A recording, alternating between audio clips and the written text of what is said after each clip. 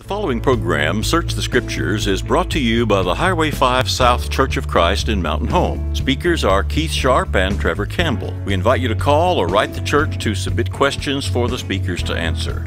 We'll provide answers from the Bible to your questions. Do angels minister to Christians today? Good evening. I'm Keith Sharp, the preacher at the Highway 5 South Church of Christ in Mountain Home. Just recently we received that question. We'll talk about that on the program this evening. I have with me as the co-host Trevor Campbell. Trevor, introduce yourself, please. Yeah, it's good to be here. My name is Trevor Campbell, and I'm a preacher at the Church of Christ in Payette on Highway 62 in Payette. And you can see our meeting times there. We meet for Bible class on Sunday mornings at 10 a.m. and we have worship at 10:45. And if you'd like to contact us, you'll see the phone number there as well, 870-435-2737. Thank you, Trevor. And of course, as I've said, I preach at the Highway 5 South Church of Christ in Mountain Home.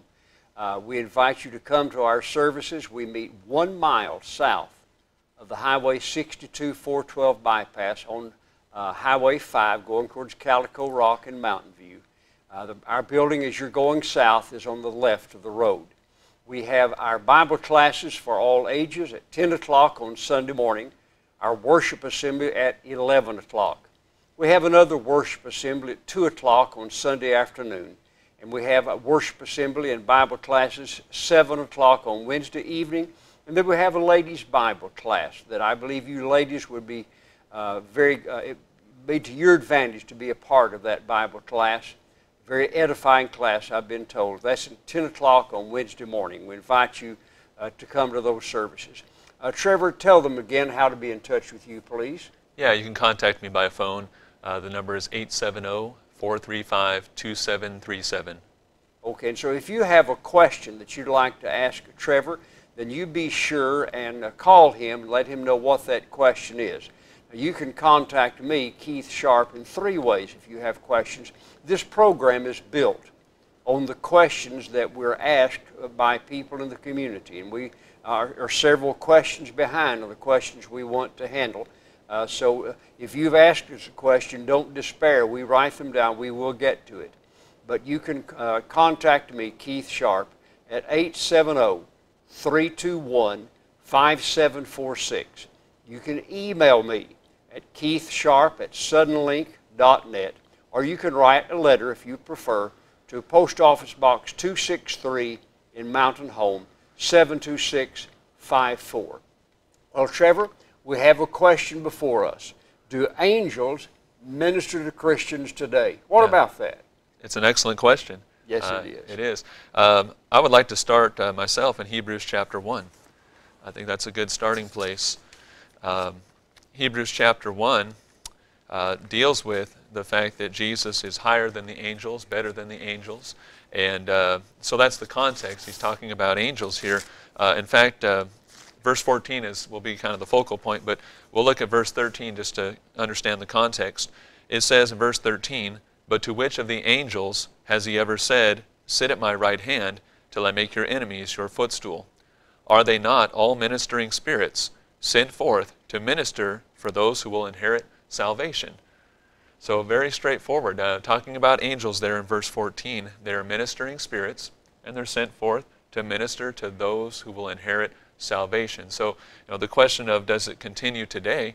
Well, if there's those that are still waiting to inherit salvation, and that is a fact, then there are still angels ministering to us. All right, thank you, Trevor.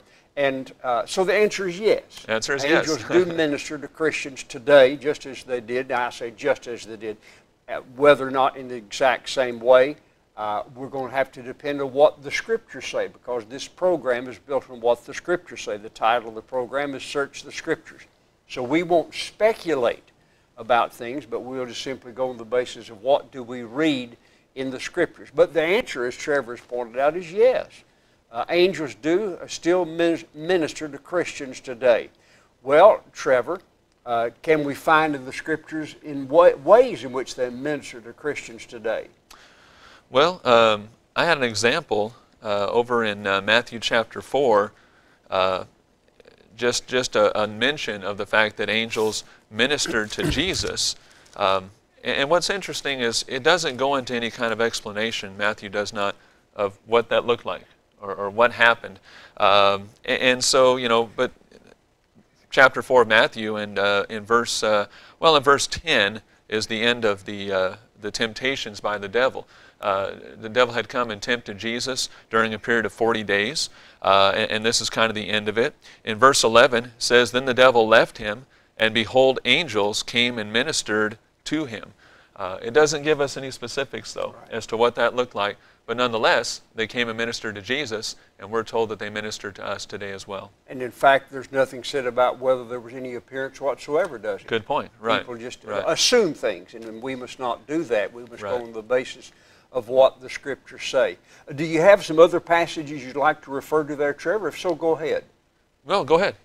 Okay. All right. Well, let's turn over to Matthew chapter 18, please. And here's another reference. There's several references in the New Testament to the role of angels in being God's ministering spirits. The word ministering just means serving. They serve. In Matthew chapter 18, verse 10, in fact, I want to back up and read the context all the way to the first verse, because Jesus uses the phrase little ones in more than one way. Yeah, he does. In Matthew chapter 18. And Trevor and I have talked about this before. But go back to Matthew 18, verse 1. "At that time the disciples came to Jesus, saying, 'Who then is greatest in the kingdom of heaven?' Then Jesus called a little child to him." So the little one here is literally a little child. "Set him in the midst of them, and said, 'Assuredly I say to you, unless you are converted and become as little children, you will by no means enter the kingdom of heaven. Therefore, whoever humbles himself as this little child is the greatest in the kingdom of heaven. Whosoever receives one little child like this in my name receives me.'" But now notice in verse 6, and it appears to me in verse 5, he's making this transition. Yeah. In verse 6, he makes a transition to use the phrase little ones in a different sense. He says, "But whoever causes one of these little ones who believe in me." So now he's not literally talking about little children, Right. but he's talking about disciples as those who have become as little children. Right. They're as humble as little children. "Whoever causes one of these little ones who believe in me to sin, it would be better for him if a millstone were hung around his neck and he were drowned in the depth of the sea. Woe to the world because of offenses." The word offense means a cause for stumbling, that which causes somebody to sin. We must not ever put a cause of stumbling before someone. "Woe to the world because of offenses, for offenses must come. But woe to that man by whom the offense comes. If your hand or foot causes you to sin, cut it off and cast it from you.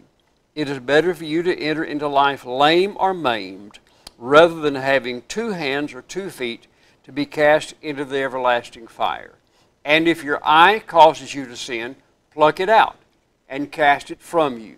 It is better for you to enter into life with 1 eye, rather than having 2 eyes to be cast into hellfire." Now, having set the context, take heed that you do not despise, which means to look down on, to look as less than worthy, one of these little ones. Well, what little ones is he talking about? His disciples now. That appears in the immediate context. He has his disciples in mind. So he says, "Take heed that you do not despise one of these little ones, for I say to you that in heaven their angels always see the face of my Father who is in heaven." Trevor, what does that mean? That means that we have angels Okay. ministering to us, watching Okay. over us. Well, let me ask you this. There's a belief in the world today about guardian angels. Yeah. And there's the belief that each child, little child, Okay. has his or her own guardian angel. Does the passage teach that? Well, no. This passage is, specifically talking about those who believe in Jesus. But furthermore, you back in verse 6, you talked about whoever causes one of these little ones who believes in me to sin. Well, it's not possible for a child to sin. He's specifically talking about grown-ups, individuals who can make decisions and you know, have that maturity. So he's talking about his disciples. Okay, but does that mean then every Christian has an angel assigned to him specifically? Well, I don't know. It kind of seems that way. Okay. Yeah. You know, that's one of those things I would neither affirm nor deny. Okay. Yeah. I'm not sure that you can establish from the passage. I do know that angels minister in behalf of those who believe in Jesus Christ. And that, so in some way today, angels, and they will even advocate for us at the throne of God. They're always before the throne of God to advocate for God's people. Of course, even greater than that, we have the Son of God there to advocate for us. And so, yes, I would see that as a comforting statement, as well as the warning that Jesus is issuing here, not to despise even the disciple of Christ that seems to you to be the less worthy of our attention. Yeah, good point. Okay, don't because there's angels in heaven who are advocating in his behalf before the throne of God. Yeah. And so we must take that. That's a pretty important thing to take that seriously, shouldn't we? Okay. Amen. Yeah. And so, yes, we have angels who minister in our behalf. Now, whether or not each has his own angel, I'm not going to affirm or deny on that. Okay. I'd be willing to listen if somebody wants to affirm. Okay. Trevor, are there any other ways that we can read about in the Bible that angels, particularly today, minister in behalf of God's people? Offhand, I don't know of one. Okay, I'm going to bring up a passage and maybe several passages that we can talk about, and we can talk back and forth. And by the way, for those in the audience, if you have more questions about this, now remember, if the Bible doesn't reveal it, we're going to leave it alone. And we won't speculate where the Scriptures don't reveal what it is. The reason for that, I'm going to give the passage, is Deuteronomy 29, verse 29, where the Lord said through Moses, "The secret things belong to the Lord our God, but those things which are revealed belong to us and to our children forever, that we may do all the words of this law." That's Deuteronomy chapter 29, verse 29. Secret things are things that God has chosen not to reveal. That means we don't need to know those things. If we did, God would have revealed it. And so we'll leave that with the Lord. We won't speculate about those things. But those things that are revealed, we'll do our best to understand and to explain them on the air. Look over at Luke chapter 16, verse 22. Luke chapter 16, I consider this to be a very comforting passage. It's a part of the story of the rich man and Lazarus. Trevor, do you want to take that passage and read, make any comments that you want to on Luke chapter 16, verse 22? I'll read it. 16, and where do you want to start? Verse? Well, you can start where you want to. Verse 22 is the verse that specifically mentions the work of angels. Okay. Well, let's start in verse 19 with the story. There was a certain rich man who was clothed in purple and fine linen and fared sumptuously every day. But there was a certain beggar named Lazarus, full of sores, who was laid at his gate, desiring to be fed with the crumbs which fell from the rich man's table. Moreover, the dogs came and licked his sores. And so it was when that the beggar died, and was carried by the angels to Abraham's bosom. The rich man also died and was buried, and being in torments in Hades, he lifted up his eyes and saw Abraham afar off, and Lazarus in his bosom. Is that good? All right. That's fine. Does this indicate that angels minister on behalf of God's people today? Well, I'm not sure. Okay. I'm going to say I see no reason that passage should be only for them. Okay. Let me back up a little bit. This is not really a parable. Some have called it a parable. But the definition of a parable is a story about something in the natural realm that illustrates something in the spiritual realm. The word parable means to throw along beside, that which is thrown along beside. And so if you look at the parables of Jesus, he would tell a story about something in the natural realm. The famous one that everyone is familiar with is the parable of the sower, and the sower going out and sowing the seed and falling on 4 different kinds of soil. And that's something that I'm sure that the people in Jesus' day saw every day in the fields around them. It was a natural thing, but it illustrated something, the spiritual realm, that the condition of our hearts determines whether or not the Word will bring forth fruit in our lives and our hearts to salvation. And Jesus taught that parable to introduce the parables in Matthew chapter 13 to show the use of parables and how parables were used. Well, this is a story that involves not just the natural realm, but it involves the spiritual realm. Nobody today has seen Hades, the realm of the dead. The only one who's seen the realm of the dead is those who are dead, and they don't come back and tell us about it. And so we don't know about those things firsthand, so it can't illustrate. So this is not really a parable, it is a story. And I do believe the story has a specific purpose. The specific purpose of the parable, of the story, is that oftentimes conditions in this world will be reversed in eternity. Sure. Jesus was speaking to people, the Pharisees and the Sadducees, who had great respect for wealth and were very contemptuous of those who were poor. And Jesus is pointing out to them that oftentimes our lots in this life are reversed in eternity.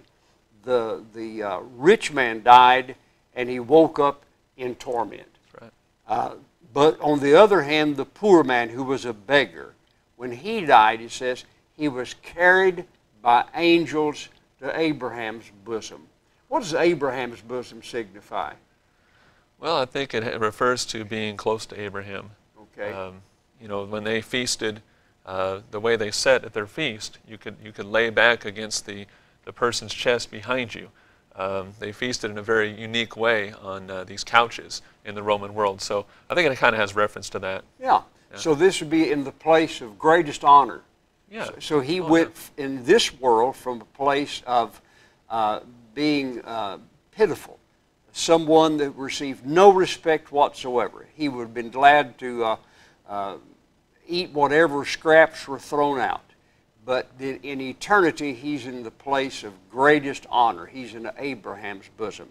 But what's interesting to me is he was carried by angels to Abraham's bosom. I see no reason to deny that for God's people, regardless of how poor we are in this life, regardless of how people look down on us and despise us in this life, if we remain faithful to the Lord, angels will bear our spirits to paradise, to be in the presence of God in the place of greatest honor.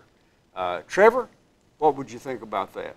I'll think about it. Okay, that's good. That's all I can ask. Yeah. Okay. Well, let's consider some other passages that have to do with the work of angels. But before we do, Trevor, tell them again about the services at the Piatt Church of Christ and also how to be in touch with you. Sure, yeah. The Piatt Church of Christ, we're on Highway 62 in Piatt, next to the tractor dealership. You can contact us at 870-435-2737. And we meet on Sunday mornings at 10 a.m. and we have worship at 10:45 a.m. So we invite you to both of those. It'd be great to have you. And you can be in touch with me, Keith Sharp, by calling 870-321-5746. You can email me at keithsharp@suddenlink.net, or you can write to me at Post Office Box 263 in Mountain Home, 72654. And of course, we invite you to be in the services of the Highway 5 South Church of Christ. And I'll come back at the end of the program and remind you of those times again. But we invite you to all of the services of the Highway 5 South Church of Christ. Trevor, let's turn over, please, to Revelation chapter 1, verse 1. If you don't mind, read that. If you'd like to say something about it, go ahead. But dealing from the standpoint of the work of angels. Okay. The revelation of Jesus Christ, which God gave him to show his servants, things which must shortly take place, and he sent and signified it by his angel to his servant John. How did John receive the revelation? Well, from an angel. From an angel. Yeah. All right. There have been men since who have said that an angel came to them and gave them a revelation from God. Muhammad said that when he would go into a cave and an angel would come and give him the surahs, and he would go outside the cave and repeat those surahs to his followers, and later on his followers collected those and wrote them down, and they became the Quran, which of course is the holiest book of the religion called Islam, which Muslims believe. There's another man that said that he went up on top of the hill Cumorah in western New York State, and on top of the hill Cumorah, the angel Moroni came to him and showed him some golden plates, and he translated those golden plates from Reformed Egyptian, and those plates became the Book of Mormon. Well, Trevor, what about that? Do angels still come and give revelations to people today? No, no. The Word of God has been given. Jude says the faith was once for all delivered. So no, we're not looking for any further revelation. How about just reading that passage, Jude verse 3, to the audience, please? It says, "Beloved, while I was very diligent to write to you concerning our common salvation, I found it necessary to write to you, exhorting you to contend earnestly for the faith which was once for all delivered to the saints." Okay, once for all faith. Yeah. So there's not continuous revelation, but when the New Testament was completed, then that was once for all time to come. So there's no angels coming to people today to deliver new revelations. Well, what if an angel were to come to you, Trevor, and say, I have a new revelation from God for you? Well, it'd be something you'd have to ignore. I don't know that we would even recognize an angel. I've got some passages on that, but go ahead, because I know you've got something. Well, I'll hit this quickly then, so you can talk about those passages about recognizing angels. Yeah, let me read what Paul wrote about this in Galatians chapter 1, verses 6 through 9. Galatians 1, verses 6 through 9. "I marvel that you're turning away so soon from him who called you in the grace of Christ to a different gospel, which is not another, but there are some who trouble you and want to pervert the gospel of Christ. But even if we or an angel from heaven preach any other gospel to you than what we have preached to you, let him be accursed. As we have said before, so now I say again, if anyone preaches any other gospel to you than what you have received, let him be accursed." So if an angel comes to someone today and says, I have a new revelation from God, then that person, if he believes what the apostles of Christ wrote, would say, you are accursed, leave me alone. Yeah. Okay. Yeah. All right. Definitely. So no new revelation since the New Testament. That's Nope. it. Even if a fellow says, an angel appeared to me. Doesn't matter. All right. Now, you have some things you want to say about the appearance of angels. So go ahead and take it, Trevor. Yeah, I'm going to jump over to Hebrews chapter 13 for a moment. Hebrews chapter 13, here in verse, we'll read verse 1 and 2. Hebrews 13:1 says, "Let brotherly love continue. Do not forget to entertain strangers, for by so doing, some have unwittingly entertained angels." Meaning they didn't realize they were doing it. So, we're not going to recognize necessarily an angel. What's interesting is in the artwork and so forth, television, many times angels are shown as women, or they're shown as little babies or little, small children are depicted as angels. But what's interesting is in the scriptures, we never read of them being women. We don't read of them being children. The only thing that we do see is that they're referred to as looking in the appearance of the male form, a man. And in fact, there's examples of that. We can go to a couple if we have time. Acts chapter 10 is a good example. Acts chapter 10 deals with a man Cornelius and his conversion. Cornelius was a Gentile. And I'll go and just kind of get the context here, beginning in verse 1. We'll just read a few verses here. But in Acts 10:1, says, there was a certain man in Caesarea called Cornelius, a centurion of what was called the Italian regiment, a devout man and one who feared God with all his household, who gave alms generously to the people and prayed to God always. About the 9th hour of the day, he saw clearly in a vision an angel of God coming in and saying to him, Cornelius. And when he had observed him, he was afraid and said, What is it, Lord? So he said to him, Your prayers and your alms have come up for a memorial before God. All right, so this is kind of a narrative here in verse 3 that he sees this angel of God coming in and saying to him, Cornelius. Well, later on in the chapter, Cornelius gives his own account of what he saw, an eyewitness account, in verse 30. It says, So Cornelius said, 4 days ago I was fasting until this hour, and at the 9th hour I prayed in my house, and behold, a man stood before me in bright clothing, and said, Cornelius, your prayers have been heard, and your alms are remembered in the sight of God. So we have, first the mention is an angel appears to him, but when Cornelius explains it, he says, a man appeared before me. So that's one of those examples right there. All right, so the appearance of a man. There's a very interesting description of an angel in Revelation chapter 10. Now we know that the book of Revelation written in sign and symbol, but notice this description of the angel that appeared in Revelation chapter 10, verses 1 through 3. I saw still another mighty angel coming down from heaven, clothed with a cloud, and a rainbow was on his head. His face was like the sun, and his feet like pillars of fire. He had a little book open in his hand, and he set his right foot on the sea, and his left foot on the land, and cried with a loud voice as when a lion roars. When he cried out, 7 thunders uttered their voices. Doesn't sound like a little baby with wings, does it? No, it doesn't. And it doesn't sound like an effeminate being either, a weak being, but rather a mighty angel that stood with 1 foot on the land and 1 foot on the sea. Yeah. And had a mighty voice. Yeah. So, and again, his head, it refers to in the male form there. The right. gender. All right, very good. Okay. Well, Trevor, let them know again about the services of the Payette Church of Christ, please. Yeah, we meet in Payette on Highway 62. We're right on the highway next to the tractor dealership. And we meet on Sunday mornings at 10 a.m. for a Bible class and then 10:45 for worship.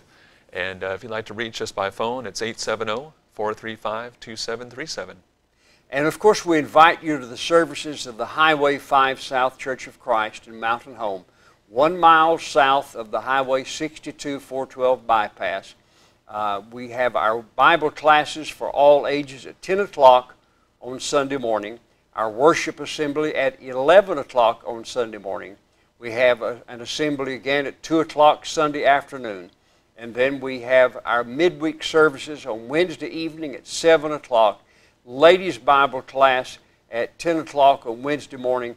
We really invite you ladies who are watching this program to be a part of that ladies' Bible class. It's a very edifying class. All the ladies speak well of it and say they get a lot of good from that program. Trevor, how can they get in touch with you? Yeah, if you have a question, you can call me at 870-435-2737 if you have a question for the show or you'd like to talk about something that we've discussed on one of the episodes. And if you do have a question for us to put on one of these episodes, it's confidential. We won't use your name on the show. Thank you for mentioning that, Trevor. Of course, we've already talked about how you can be in touch with me. We appreciate you watching this evening. We'll hope you'll watch next time. Thank you for watching Search the Scriptures.